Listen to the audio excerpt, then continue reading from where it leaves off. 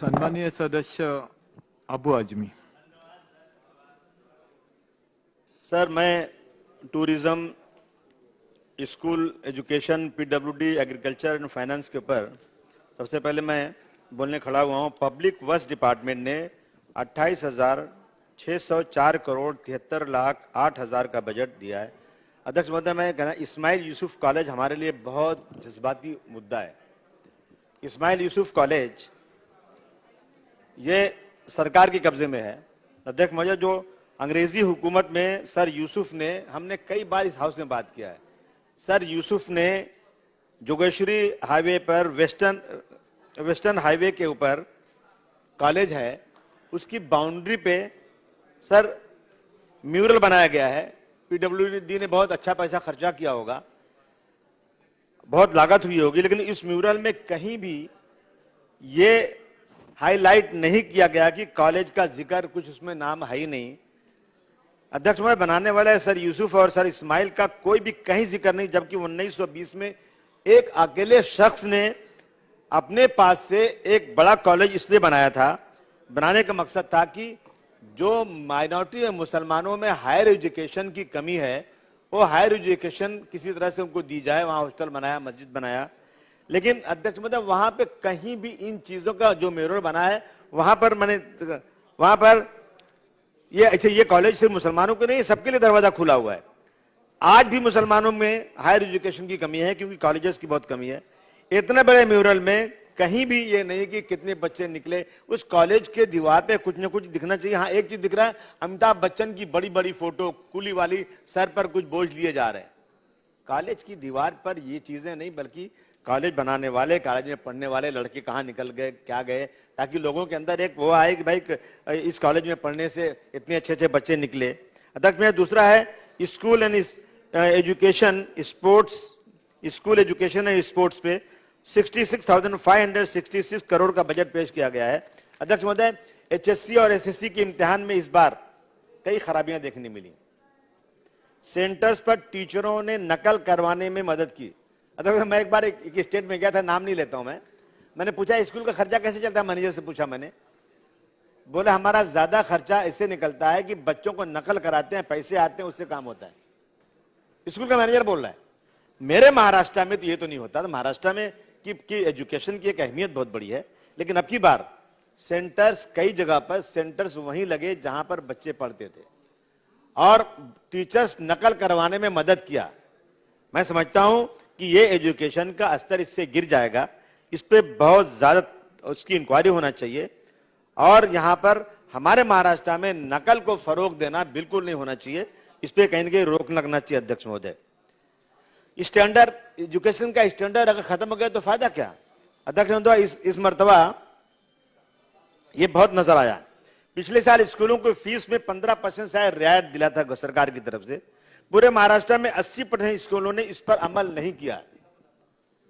लोग परेशान हैं, रोजाना फोन आता है कि स्कूल में फीस नहीं है, पैसे नहीं है। इस पे कुछ एक सरकार को, अभी यहां हाउस के अंदर एक फिल्म का टैक्स माफ करने के लिए बात होती है, कई स्टेट में माफ कर दी गई फिल्म के टैक्स, फीस माफ की बात नहीं होती है। अपोजिशन के लोगों को अगर इतनी फीस टैक्स माफ कराना है तो कम से कम इस हाउस के अंदर ये आवाज लगाना चाहिए कि बच्चों, गरीब बच्चों की फीस माफ हो। फीस माफ नहीं है। मैं आपसे निवेदन करना चाहता हूं कि पिछले साल, अब की साल, दोनों मिलाकर 30% फीस माफ कीजिए गरीब बच्चों की। बच्चे बहुत परेशान है, रोज हमारे ऑफिस में भीड़ लगी रहती है। अध्यक्ष महोदय, हमारे मुंबई में नाइट स्कूल की तरफ मैं ध्यान देना चाहता हूं। महाराष्ट्र में पहला नाइट स्कूल शायद फातिमा ज्योतिबा फुले 1885 में पुणे में खुला था, लेकिन अब जो है ना, इसका रवाज बिल्कुल खत्म होता जा रहा है। नाइट स्कूल इसलिए था कि जो बच्चे एसएससी नहीं कर पाए, एचएससी नहीं कर पाए और नौकरी पे लग गए, कहीं काम कर रहे हैं, तो कम से कम दिन को काम करके रात में वो अपनी एजुकेशन पूरी करते, डिग्री लेते थे। बहुत सारे लोग पढ़े लिखे नहीं थे, वो रात में आके पढ़ लिया करते थे। एक बहुत अच्छा नेटवर्क था मुंबई के अंदर। मेरा ये निवेदन है कि उस पर जरा तवज्जो दी जाए और जो मजदूर लोग बेचारे हैं, जो बच्चे हैं, गरीब लोग हैं, जिनके माँ बाप के पास कुछ नहीं है, बूढ़े हैं, एक ही बच्चा है, कमाता है दिन में, तो कम से कम रात में कुछ जाकर पढ़ ले, कुछ डिग्री ले ले। अगर नाइट स्कूल पे काम होगा, जो मजदूर तबके के लिए बहुत फायदा होगा। अध्यक्ष महोदय, एक चीज मुझे कहना था कि राज्य के सभी स्कूल स्टाफ की वैकेंसीज बंद है, अभी तक वैकेंसीज भरी नहीं गई है, वैकेंसीज जल्द से जल्द भरने की कोशिश की जाए, ये मेरी एक। दूसरा, टीचर्स जो रिटायर हो चुके हैं उनका पेंशन और पीएफ पिछले 8-10 महीनों से नहीं मिला है और यही महीना क्रूशियल है। यही 2 साल जो गए हैं ना, अच्छे अच्छे लोगों की हालत खराब हो गई है। तो 8 से 10 महीने का जो नहीं मिला है इनको, उनकी पेंशन और पीएफ जल्द से जल्द देने की कोशिश की जाए। तीसरा मुद्दा है, 30 से 40% अनुदानित स्कूलों के कर्मचारियों की सेवा संरक्षण नहीं मिलता है।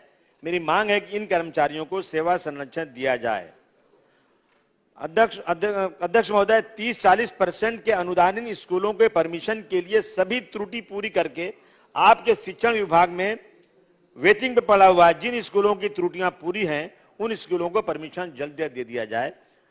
तीसरा, जिन स्कूलों का सर्वे हो चुका है और जिन्हें पात्र किया गया है उन स्कूलों को अभी तक अनुदान नहीं मिला है, ऐसे पात्र स्कूलों को अनुदान दिया जाए।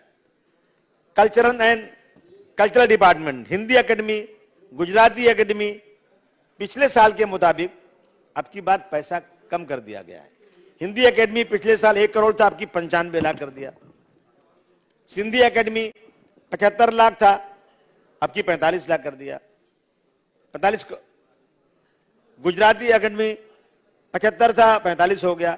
उर्दू एकेडमी को अभी तक कल्चरल डिपार्टमेंट में होना, ये सारी एकेडमी जितनी है, सिंधी एकेडमी, गुजराती एकेडमी, सारी एकेडमी कल्चरल डिपार्टमेंट में है। ये उर्दू एकेडमी को माइनॉरिटी में क्यों लगे?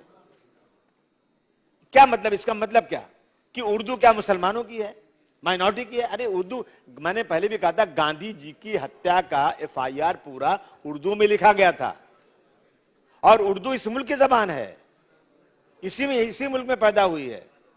शायरी सब उर्दू को अपनाते हैं लेकिन कोई उसको दर्जा नहीं मिल रहा है। मैं निवेदन करना चाहता हूं कि उर्दू एकेडमी को भी कल्चर डिपार्टमेंट में होना चाहिए, मगर उसे माइनॉरिटी में रखा गया। आर्ट और कल्चर डिपार्टमेंट में 328 करोड़ रुपया है, बहुत सारी स्कीमें हैं, कला एकेडमी का बजट है। इन चीजों में अगर उर्दू एकेडमी उसमें रहेगी कल्चर में, तो उसको भी इससे बेनिफिट होगा। मैं पीएल देश पांडे कला एकेडमी बहुत अच्छा काम कर रही है। अध्यक्ष महोदय, मुंबई में कादिर खान एक प्रोफेसर थे, बहुत अच्छे ड्रामा राइटर, बहुत अच्छे ड्रामा करने वाले, जिन्होंने कई फिल्मों में लिखा है। मेरी ये डिमांड है सरकार से कि कादिर खान मेमोरियल हिंदुस्तानी ड्रामा एकेडमी, जो महाराष्ट्र में उर्दू और हिंदी ड्रामे करते हैं, उनको इससे बहुत फायदा होगा, वो किया जाए। अध्यक्ष महोदय, आखिर में मैं एक छोटा सा मेरे पास वो है पॉइंट ऑफ इंफॉर्मेशन, आप जरा मुझे परमिशन दे दें तो मैं इस पे बोल दूं। अध्यक्ष महोदय, कि ये मार्च का महीना आ गया है, ये मेरा पॉइंट ऑफ इंफॉर्मेशन है। मार्च का महीना आ गया, अप्रैल, मई, जून, 2 महीना बाकी है बारिश को। कारपोरेशन में सारे नगर सेवक का टर्म खत्म हो चुका है। मुंबई के सभी नाले कचरे से भरे हुए हैं पूरा। हम लोग के इलाके में तो इतना कचरा नाले में भरा हुआ है, बारिश हो गई तो मुंबई फिर डूब जाएगा।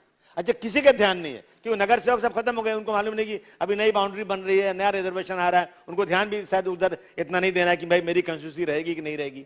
तो बहुत नाले भर जाए और अगर उसकी तरफ ध्यान नहीं दिया गया तो मुंबई फिर डूबेगा। मैं इसलिए निवेदन करना चाहता हूं कि जल्द से जल्द, जितने जल्दी हो सके, उन नालों की अच्छी तरह से सफाई की जाए और उसका अच्छी तरह से देखभाल की जाए। ऐसा नहीं कि पैसे लेके सब भाग जाते हैं, काम होता नहीं है। और मुझे कहने में कोई वो नहीं है कि कारपोरेशन में बहुत ज्यादा करप्शन बढ़ता जा रहा है, इस पे कहीं न कहीं रोक लगना चाहिए और नालों की सफाई तुरंत बरसात आने के पहले सब खत्म हो जाना चाहिए। ये मेरी पूरी ताकत के साथ मांग है, वरना मुंबई डूबेगा। धन्यवाद, बहुत बहुत शुक्रिया, आपने मुझे बोलने दिया।